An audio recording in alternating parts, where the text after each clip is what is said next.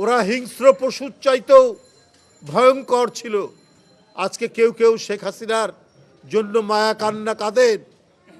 তাদেরকে একবার আরাসের পরিবার, ইয়াসিরের পরিবার, এদের মায়ের কান্নার আহাজারি, তাদের বুকের ভিতরকার যে আর্তনাদ আমি শোনার জন্য বলি।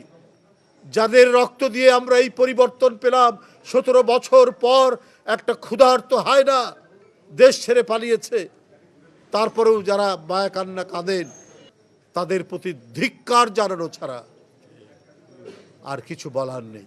আজকে কেন আন্তর্জাতিক আর্থিক সংস্থাদের প্রেসক্রিপশন অনুযায়ী সাবানের দাম বাড়বে, কেন গুঁড়া দুধের দাম বাড়বে, তাদের উপর ভ্যাট লাগানো হবে, এবং আরও অত্যন্ত গার্মেন্টস মানে কাপড়ের উপর কেন ভ্যাট লাগানো হবে, ওষুধের উপর কেন লাগানো হবে, ভ্যাট বসানো হবে।